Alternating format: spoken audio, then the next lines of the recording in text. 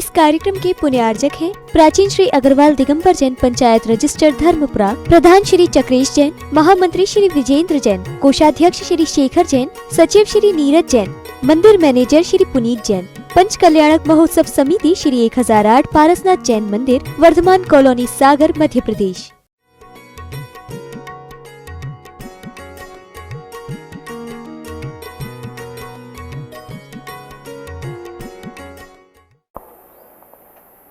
अपन ने मंगल कलश को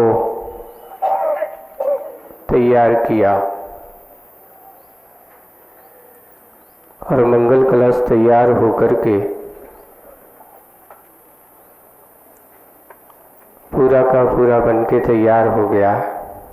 अब आगे का प्रसंग आता है। आगे के प्रसंग में प्रतिदिन की भांति यानी हर दिन प्रभु की पूजा को सेठ जाता है। प्रभु की पूजन करने सेठ जाते हैं। फिर अभिषेक किया गया प्रभु का। स्वयं निर्मलता का कारण गंधोदक सर पर लगा लिया सेठ ने कि निर्मल से भी अति निर्मलता का कारण बना। वह निर्मल जल हमारे भगवान की अभिषेक करने के साथ साथ जब वह जल भगवान के शरीर के स्पर्श होता जाता है तो वहाँ पर तो उनका मल शरीर का तो दूर हुआ ही, लेकिन साथ साथ जो भक्ति भाव के साथ भगवान की उस गंधोदक अपने मस्तिष्क पर लगाता है तो उस मस्तिष्क पर लगाते समय आदमी के मन का मल दूर होता है, निर्मलता के भाव आते हैं, निर्मलता की परिणति को प्राप्त होता है। ऐसे मन की निर्मलता लाने वाला भगवान का सर्वप्रथम अच्छे से जाकर के उसने प्रतिदिन की भांति और प्रभु की पूजन को सेठ जाता है। पुण्य के परिपाक से, धर्म के प्रसाद से जो मिला महाप्रसाद के पंचम खंड पर, छोटे मोटे नहीं, कौन सा खंड था, एक बहुत बड़ा महल बना है, नगर सेठ है, कल्पना की है, बहुत बड़ा महल बना हुआ है। और महल के पंचम खंड पर, एक दो खंड पर नहीं, महल के पंचम खंड पर जहां पर चित्यालय स्थापित है, जहां चित्यालय स्थापित है, रजत सिंहासन पर, कौन सी सिंहासन है, भगवान की आसन कैसी होना चाहिए, अच्छा सुंदर चित्यालय बना हुआ है, कल्पना की गई है मूक माटी में कैसा चित्यालय है सेठ जी का। और रजत सिंहासन पर रज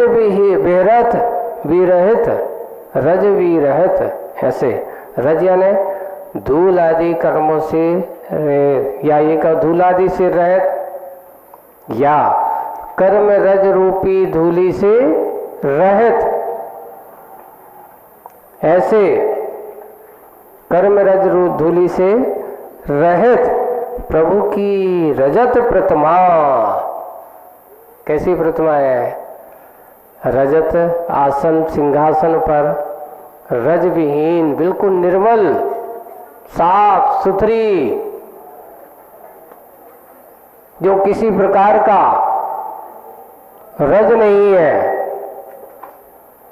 ऐसे रज विहीन रजत प्रतिमा अपराजिता विराजिता है, जो अपराजिता, जो किसी से पराजित नहीं है।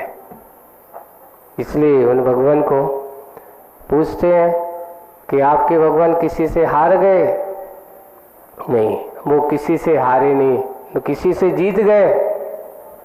तो वहाँ हार जीत से जो परे वहाँ हार जीत की कोई बात ही ना, वो किसी से हारते हैं और ना किसी पर वह विजय करने की बात करते हैं। हमेशा अपने आप में ही विराजित होते हैं, अपने आप में रहने वाले होते हैं, इसलिए वे अपराजिता,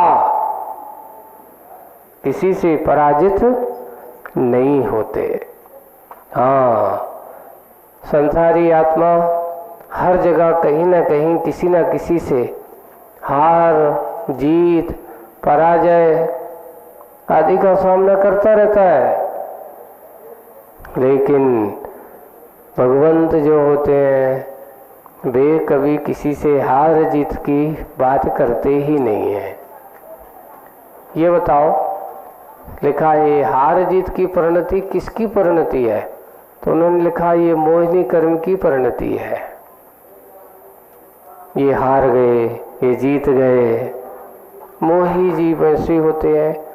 सही देखा जाए आज तक ना कोई हारा है और ना कोई जीता है। ये तो हमारी मन की क्या है, मात्र एक संकल्प विकल्प रूपी एक कल्पना है कि मैं जीत गया। अरे इतने लोगों का समर्थन मिल गया तो मैं जीत गया। अब ये बताओ, वो समर्थन जिसने दिया है वो हमेशा रहने वाला है? हो गया, हो सकता है 2-5 साल तुम रहे, दूसरा कहेगा अब तुम नहीं, दूसरों नहीं। आदमी के मन बदलते रहते हैं। हर व्यक्ति का मन तुम्हारे साथ हो, तुम्हारे जैसा हो, कोई जरूरी नहीं है।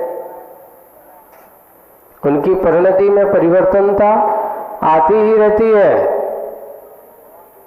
और जहाँ ऐसी परिणति परिवर्तनशीलता हो, यही तो मोहिनी कर्म की विचित्रता है। ये हार और जीत की कल्पना, ये हार जीत के भाव, ये संसारी आत्मा के भाव कब तक है? जब तक तुम्हारा मोहिनी कर्म का संबंध तुम्हारे साथ जुड़ा हुआ है। और जिस समय तुम्हारा ये मोहिनी कर्म का अभाव हो गया, आप भगवान को देखना, वे कहते हैं मैंने किसी को ना जीता है ना किसी को हराया है। अगर जीता है तो मैंने अपने आप को जीता है और अपने आप को कर्मों की हार से दूर किया है, इसलिए वे अपराजित हैं, तो कभी पराजित नहीं होते।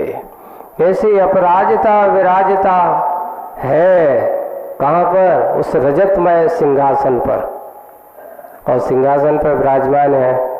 तो ऐसा ये देखिए, श्रावक के लिए सेठ कितना भी बड़ा क्यों ना हो, कितना भी धन संपत्ति वाला क्यों ना हो, लेकिन जिस समय वह सारी संपत्ति ऐसा 5 बड़ा, कितना बड़ा मकान है, महाप्रसाद 5 खंड वाला, आज तो अपने पास एक ही खंड है, इतने बड़े बड़े नहीं है, और बड़े बड़े खंड वाले भी हो, लेकिन सही सौभाग्य अहोभाग्य उस व्यक्ति का, उस सेठ का पहला सौभाग्य यही है कि सब कुछ छोड़ छाड़ करके सबसे पहले प्रातः काल प्रतिदिन की भांति, एक दिन भी नहीं है,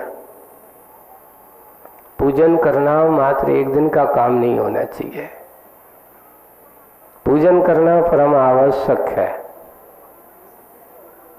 अगर आप भगवान की पूजन नहीं करते और दूसरा काम करते हैं तो समझ लेना आप अपने श्रावक धर्म को समझने की चेष्टा नहीं कर रहे हो। एक और बात आती है आपको, श्रावक को प्रतिदिन पूजन करना परम आवश्यक है। आवश्यक नहीं है, परम आवश्यक है। एक बार एक व्यक्ति आए, वो कहते महाराज घर पे बेटी की शादी है, बिटिया की शादी है ना, ऐसे पूछते हैं। अब घर पे शादी होती है और हम प्रतिदिन पूजन करने को नियम है, अब हम क्या करें? बताओ आप लोग क्या करते हो? हैं, शॉर्टकट में कर लेते, क्योंकि अब जल्दी जाने हैं, पूजा करना है। क्यों? क्योंकि वो काम जरूरी है, वो काम जरूरी है। गृहस्थों की अपेक्षा से देखते हो, रागियों की अपेक्षा से देखते हो तो उसको राग का काम जरूरी लगता है। लेकिन जब वीतरागी की बात करते हो तो वो कहता है तुम जाओ या ना जाओ, कुछ करो या ना करो। भाई हमारा तो इस समय सामयिक का टाइम है, हमारी पूजन का टाइम है, चाहे शादी हो चाहे न हो, है ना। हमें तुम्हारी शादी से कोई लेना देना, ऐसा ही श्रावक का। अगर आप लोग ऐसा कार्य करो, एक बालक को देखा मैंने, एक कल्पना नहीं कर रहा हूँ, मुगाली का एक बालक था, पढ़ा लिखा इंजीनियर है, अच्छी बड़ी कंपनी, कम से कम 30-40 लाख का पैकेज था उसका। अभी भी है, ऐसा नहीं था, नहीं है, अभी भी है। अब उसका नियम है प्रातः काल चाहे कुछ भी हो, पूना जैसे शहर में रहा, वो बेंगलोर में रहा, अब आजकल इंदौर में है शायद अभी वो, है ना। लेकिन उसने सबसे पहले, देखिए आप, पूजन करने के लिए एक अलग से, अब उस समय गाड़ी की नहीं तो उसने मोटरसाइकिल, वहां से करीब 20 किलोमीटर रोज जाता है। सुबह 6 बजे उठता है, भगवान की पूजन करता है ना। पूजन करके वापस आता है, अपने हाथ से भोजन बनाता है, भोजन करता है, टिफिन भी लगाता है साथ में लेकर के, और उसके बाद फिर कंपनी में जाकर के काम करता है। और काम करके आता है तो रास्ते में मंदिर के दर्शन करते हुए वापस घर आता है। उसकी ऐसी दैनिक चर्या बना दी, क्योंकि उसने अपनी चर्या को ऐसा ढाल दिया। अब उस बेटी की हुई शादी, है ना।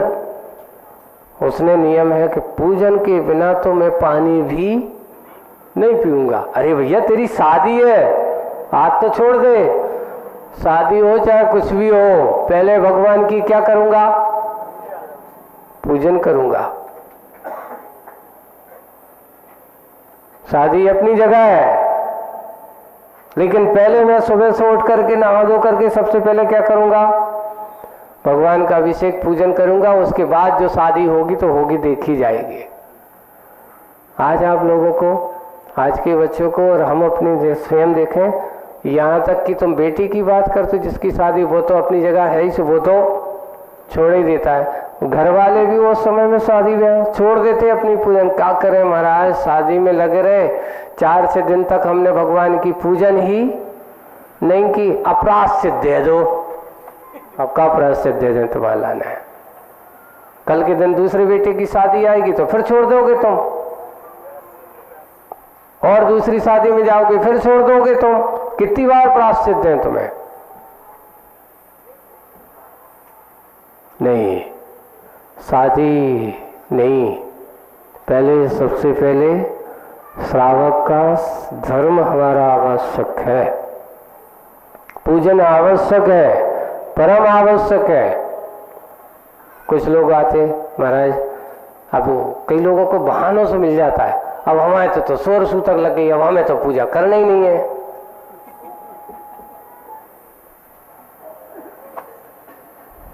तो वो क्या करता, मंदिर ही जाना छोड़ देता, बोले 100 सूतक लगी हमारी तो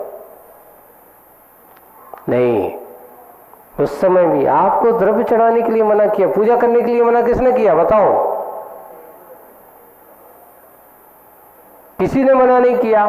आप बैठ करके अच्छे से एक कोने में बैठ जाओ, भगवान के सामने अच्छे से आराम से पूरी की पूरी पूजन याद है तो कर सकते हो। अगर नहीं भी याद है तो कोई सामने बैठा कर रहा हो तो अपने बैठ करके भाव से पूजन तो कर सकते कि नहीं कर सकते हैं? सोर सूतक होते ही साथ कई लोग तो अब काम धंधो छोड़ देते, पूजन पाठ छोड़ के अब चलो कछु दुकानदारी करवा, तो अपने तो सूतक लगी, मंदिर गए, भगवान को माथा टेको, वो भग आए। नहीं, जो काम आप बिना सोर सूतक में करते हो, सोर सूतक के समय भी उतना ही समय देना चाहिए, उतने ही समय हमें भगवान की पूजन करना चाहिए। आप भगवान के स्पर्श नहीं कर सकते हो, जिनवाणी के स्पर्श नहीं कर सकते हो, कोई बात नहीं, भावों को स्पर्श करने के लिए किसी ने मना नहीं किया। आप भाव से तो पूरी पूजन कर सकते हैं, भाव पूजा वन्यस्त। एक प्रसंग आपको सुनाते। आचार्य श्री हम लोग संघ में थे, ब्रह्मचारी अवस्था में। अब आचार्य श्री के पास हम लोग गए। आचार्य श्री, हम लोग तो पैसे ऐसे तो अपने पास रखते नहीं है, और पूजन करने के लिए द्रव्य कहाँ से लाए? तो बोले कि क्या जरूरत है द्रव्य की? आचार्य श्री के, हाँ, तुम अगर गए हो और कोई श्रावक आकर के कहता भैया जी आप पूजा करना है, ये लो आपको द्रव्य, वो दे देता, आप ले लो, और नहीं है तो क्या करें, हम उस समय पूजन नहीं करें? नहीं, पूजन करना जरूर। द्रव्य नहीं मिली तो आपका पूजन नहीं करना है, ऐसा नहीं। पूजन के बिना तुम्हारी प्रतिमा श्रावक धर्म अधूरा है, वो जरूरी है। सेठ हो चाहे महासेठ हो, नगर सेठ हो, कोई भी हो, सेठ एक तरफ है, लेकिन भगवान की पूजा सबसे पहला परम आवश्यक। वही सेठ की बात कर रहे हैं कि इस महासेठ के पंच महल के उस बड़े बड़े मकानों में रहने वाला सबसे पहले अच्छे भक्ति भाव के साथ उसने अपने महल के ऊपर 5वें खंड के ऊपर चित्यालय बनाया है, चित्यालय बनाया है, जिस पर उस चित्यालय पर रजत के सिंहासन पर रजत विहीन ऐसी रजत प्रभु की रजत प्रतिमा जो अपराजित विराजिता, जो अपराजिता है, विराजित है, बहुत अहोभाग्य सौभाग्य है। और जैसे ही उसने विराजित उस प्रतिमा को देखा तो सर्वप्रथम परम श्रद्धा से वंदना हुई प्रभु की। अच्छी श्रद्धा के साथ उसने क्या किया? भगवान की वंदना की। आपको एक बात और सीखने की जरूरत है, भगवान की वंदना पहले करना चाहिए। कई लोग आते हैं और सीधा एंड टाइम पे आएंगे, कब पे? बिल्कुल अभिषेक चल रहा है और भागे भागे आएंगे, दौड़े दौड़े, और सीधे कहाँ पहुंचते हैं? कलश उठाओ, सीधे ढारो। ये हमारी वंदना विधि, मंदिर आने की विधि नहीं है। मंदिर आने की विधि, वंदना की विधि, हमारा पहला कर्तव्य क्या है कि भगवान के श्री चरणों में पहुंच करके सबसे पहले आप जो हाथ में लेकर के आयो, कभी खाली हाथ नहीं आना चाहिए।